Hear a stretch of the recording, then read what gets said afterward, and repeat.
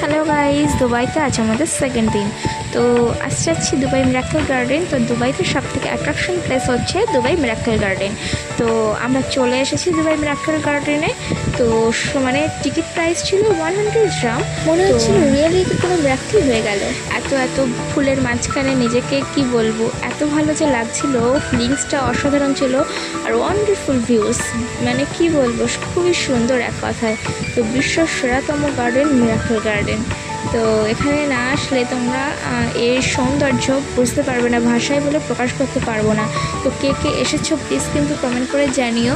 মানে মনে হচ্ছে 15 কোটি ফুলের মাঝখানে আমরা দাঁড়িয়ে রয়েছি, এত সুন্দর লাগছিল জায়গাটা। তো তারপর চলে গিয়েছিলাম দুবাই রিভারল্যান্ডে। তো রিভারল্যান্ডে চলে যাওয়ার পর একটু ওয়েদারটা খারাপ হয়ে গেছিলো, তারপর আবার আস্তে আস্তে ভালো হয়ে গেল। তারপরে আমি একটু ভিডিওটা করে নিলাম, তোমাদের জন্য শেয়ার করব। তো আমার সঙ্গে সঙ্গে তোমরাও দুবাই ভ্রমণ করে নাও। তো খুবই ভালো জায়গা ছিল ওটাও। তারপর চলে গিয়েছিলাম দুবাই কাইট বিচ।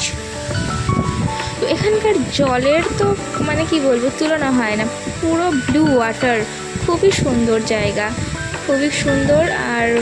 আর ভিডিওটা এই পর্যন্তই। ভালো লাগলে প্লিজ একটা লাইক করো।